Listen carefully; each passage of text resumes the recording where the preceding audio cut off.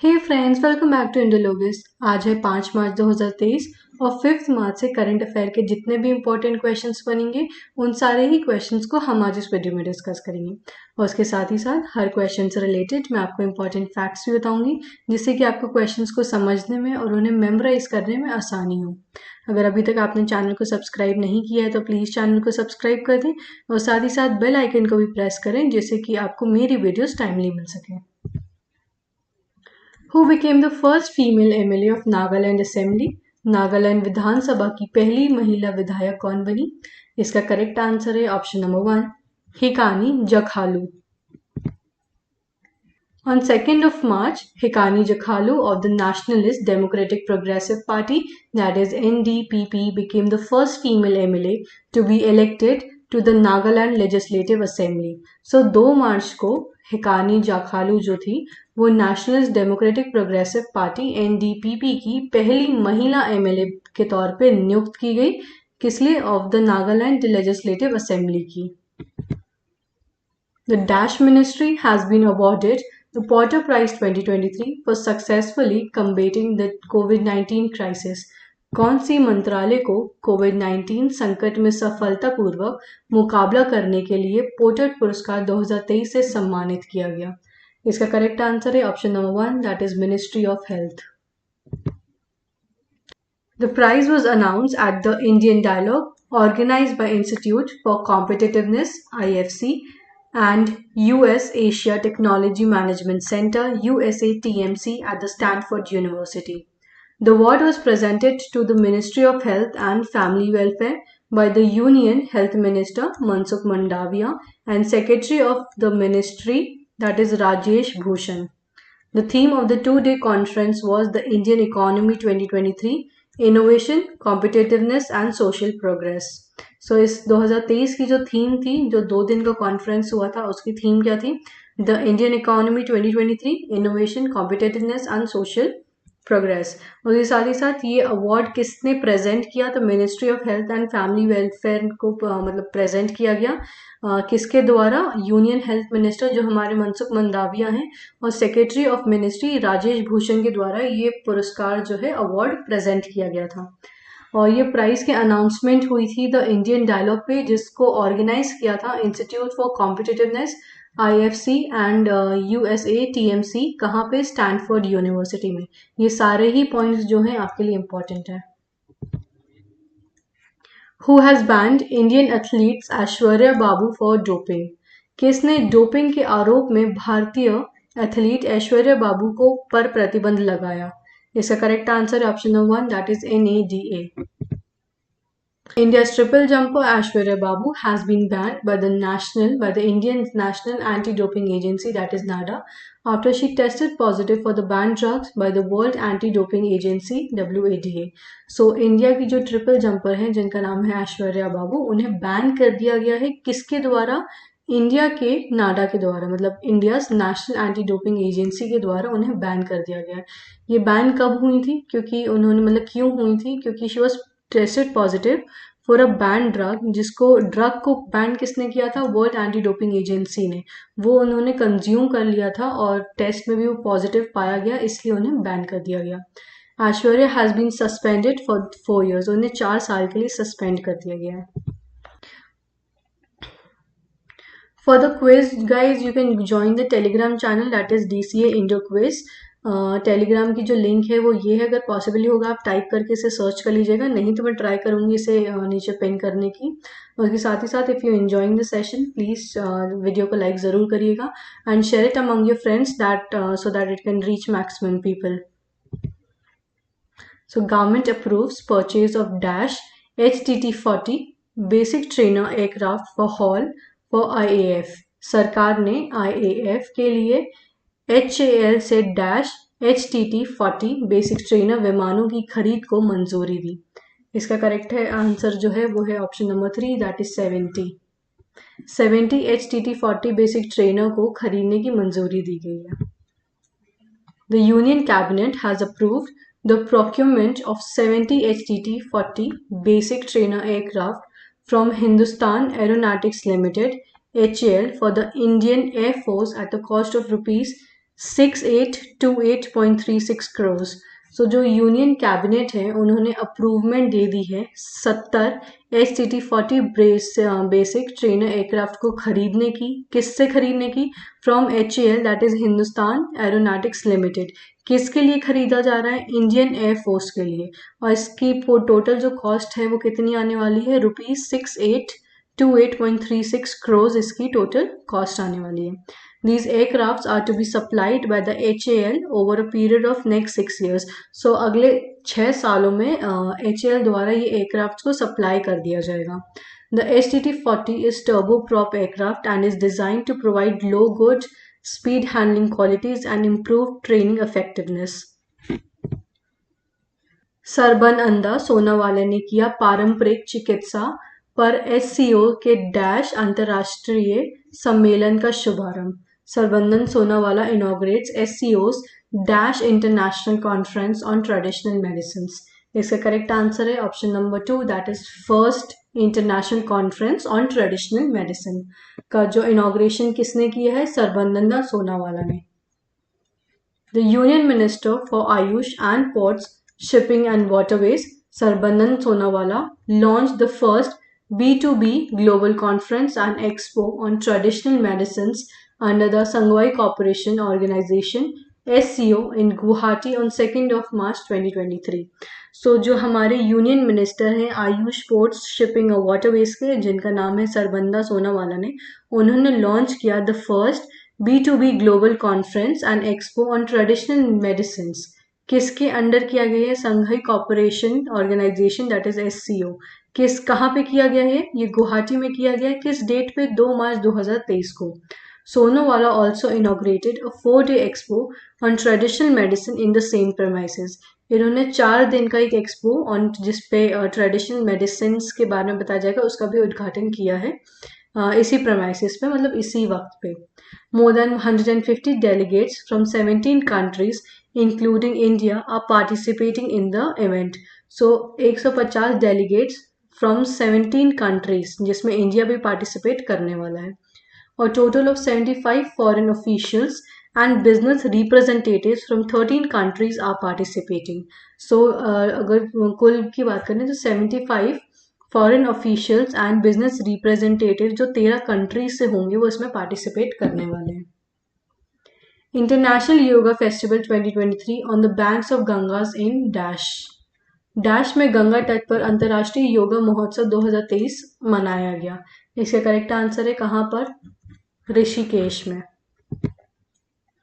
The international yoga festival 2023 organised by the Uttarakhand Tourism Development Council on 1st of March 2023 was formally inaugurated by Chief Minister Pushkar Singh Dhami on the banks of the Gangas in Rishikesh. So जो international yoga festival है 2023 को, उसको organise किसने किया है? Uttarakhand tourist development council ने। कब organise हुआ ये? 1 मार्च 2023 को। और इसका उद्घाटन किसने किया है? चीफ मिनिस्टर पुष्कर सिंह धामी ने। कहाँ पर किया है? On the banks of the Ganges. कहाँ पे? ऋषिकेश में। Sages and sages acquired many methods of yoga on the banks of Gangas and presented yoga for the welfare of mankind. In the upcoming days this year, 2 G20 conference are to be held in Rishikesh.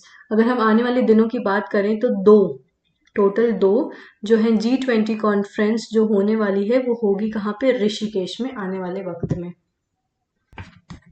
Dash creates new national record in men's long jump event at the Indian Open Jump Competition 2023. Indian open jump प्रतियोगिता 2023 में dash ने पुरुषों की long jump स्पर्धा में राष्ट्रीय record बनाया। इसका correct answer option number 3, Jasmine Aldrin ने। Jasmine Aldrin created a new national record by winning the gold medal in men's long jump event at the Indian Open Jump Competition 2023 held in Bellary, Karnataka. So Jasmine Aldrin जो थे उन्होंने एक नया record बनाया है gold medal जीतने के बाद कि इसमें मेंस लॉन्ग जंप इवेंट में ये कंपटीशन कौन सा है? कंपटीशन का नाम क्या था? Indian open jump competition 2023। ये हुई थी बेलेरी कर्नाटका में। He is competing at the inspire institute of sports. वो इंस्पायर इंस्टीट्यूट ऑफ स्पोर्ट्स में कम्पीट कर रहे हैं। Broke national record of 8.36 meters set by Murali Sri Shankar in April. So Murali Sri Shankar ने एक क्या कहते हैं एक रिकॉर्ड सेट किया था 8.36 मीटर का, उसको तोड़ दिया है किसने? जैस्मिन ऑल्ड्रिन ने। कहाँ पर? With a jump of 8.42 metres. सो ये पॉइंट हमें ये कहना चाह रहा है कि जो जैस्मिन ऑल्ड्रो हैं उन्होंने 8.42 मीटर का अपना टारगेट सेट कर लिया, और इससे पहले अप्रैल में फेडरेशन कप 2022 में मुराली श्री शंकर ने 8.36 मीटर का अपना रिकॉर्ड सेट किया था, और उसको ब्रेक किसने कर दिया? जैस्मिन ऑल्ड्रिन ने। Jasmine Aldrin also qualified for the Asian games, उन्होंने एशियन गेम्स के लिए भी क्वालिफाई किया। At the Asian Indoor Championship 2023, Jasmine Aldrin set a new national indoor record with a long jump of 7.97 meter. So at Asian Indoor Championship जो हुई थी 2023 में, उसमें जैस्मिन ऑल्ड्रिन ने एक नया नेशनल इंडोर रिकॉर्ड सेट कर दिया अपने लॉन्ग जंप के लिए 7.97 मीटर्स का। 5वें जन औषधि जन चेतना अभियान के समारोह की शुरुआत 1 मार्च को किसने की? Who inaugurates the 5th Jan Aushadhi Jan Chetna Abhiyan across the country on 1st of March? इसका करेक्ट आंसर है option number 1, that is doctor Mansukh Mandaviya. The Department of Paranauticals has planned to organize several events in different cities from 1st to 7th of March 2023 with focus of spreading awareness about the Jan Aushadhi scheme. So जो department है पैरानॉटिकल्स की, उन्होंने एक plan बनाया है कि वो अलग अलग शहरों में 1 से 7 मार्च को एक इवेंट ऑर्गेनाइज करेगी जो फोकस करेगा किस पे? Spreading awareness about the Jan Aushadhi scheme. वो स्प्रेडिंग अवेयरनेस मतलब वो लोगों को बारे में बताएगा कि जन औषधि स्कीम क्या है, इसके बारे में इंफॉर्मेशन लोगों को दी जाएगी इस इवेंट में। The theme of the Jan Aushadhi दिवस 2023 वाज जन औषधि सस्ती भी अच्छी भी, as well as the quiz was organise. So 2023 की जो थीम थी वो थी जन औषधि सस्ती भी और अच्छी भी, और इसके साथ ही साथ एक क्विज को भी ऑर्गेनाइज किया गया। अब क्विज हुआ था, इसका ऑब्जेक्टिव क्या है? The objective of the quiz is to raise awareness among all children that is 13 to 16 years about the quality of generic medicine. So इस क्विज का ऑब्जेक्टिव ये था कि जो चिल्ड्रंस हैं जिनकी उम्र 13 से 16 साल के बीच में है, उनको अवेयर करना about the quality of the generic medicine के। Which state Jan Aushadhi train flagged off by Mansukh Mandaviya and Ashwini Vaishnav? Mansukh Mandaviya और अश्विनी वैष्णव ने किस राज्य में जन औषधि ट्रेन को झंडी दिखाकर रवाना किया? इसका करेक्ट आंसर है option number 1, that is in new Delhi. Union Health and Family Welfare Minister Dr. Mansukh Mandaviya and Railway Minister Ashwini Vaishnav flagged off the Jan Aushadhi train in New Delhi on 3rd of March. सो जो हमारे union health and family welfare के minister हैं doctor Mansukh Mandaviya और अश्विनी वैष्णव जो कि railway minister हैं, उन्होंने flag of किया यानी कि हरी झंडी दिखाई जन औषधि ट्रेन को। कहाँ पर? न्यू दिल्ली में 3 मार्च को। The train is dedicated to प्रधानमंत्री भारतीय जन औषधि परियोजना PMBJP। सो ये ट्रेन किसको डेडिकेटेड है? PMBJP को। The train has been wrapped with branding of Jan Aushadhi scheme to spread the awareness among people about generic medicines available at Jan Aushadhi centers. So ये train भी उसी चीज़ पे awareness फैलाएगा किसके? Generic medicine के, जो कि Jan Aushadhi centres पे available है। Medicines are available at affordable price in more than 9,000 Jan Aushadhi केंद्र्स in India. So जो medicines हैं वो एक affordable price पे available हैं 9,000 से ज़्यादा जन औषधि केंद्र पे। कहाँ पे? इंडिया में।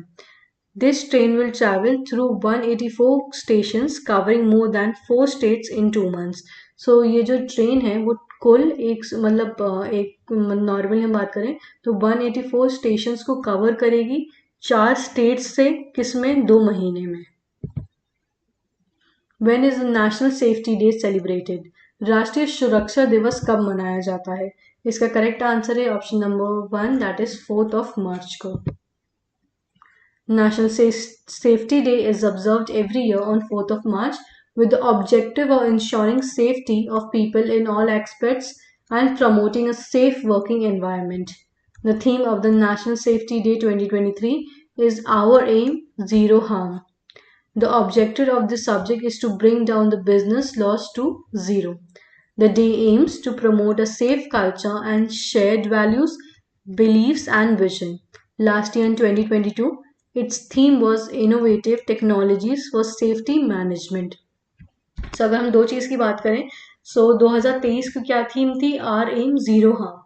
और 2022 की थीम क्या थी? इनोवेटिव टेक्नोलॉजीज और सेफ्टी मैनेजमेंट। आपको कोई भी चीज़ की जो थीम्स की अगर हम बात करें, तो आपको 1-2 साल की है, मतलब नॉर्मली आपको 4 से 5 साल की थीम्स देख लेनी चाहिए, क्योंकि ये क्वेश्चन भी आपसे ज़रूर पूछा जा सकता है। नाडा और एनसीईआरटी ने मूल्य आधारित खेल शिक्षा को मजबूत करने के लिए कब समझौता किया? NADA and NCERT ties up to strengthen values-based sports education on which date? इसका करेक्ट आंसर है option number 3, option number 2, that is 3rd of March. The National Council of Education Research and Training, that is NCERT, and National Anti-Doping Agency, that is NADA, signed an MOU on 3rd of March 2023 to strengthen value-based sports education among school children and teachers. The MOU will help in developing an accessible format on sports values and ethics in e-content. The MOU will also help in creating awareness at the grassroots level. So at the end of the session, there is a homework question for you. इसका जवाब आप मुझे नीचे comment section में ज़रूर दीजिएगा. International Yoga Festival Day 2023 on the banks of the Gangas in dash में गंगा तट पर अंतर्राष्ट्रीय योग महोत्सव मनाया गया 2023 का. सो इसका जवाब मुझे नीचे कमेंट सेक्शन में ज़रूर दीजिएगा. और इसके साथ ही साथ best of luck to all of you जिनके भी अपकमिंग डेज में एग्जाम्स हैं.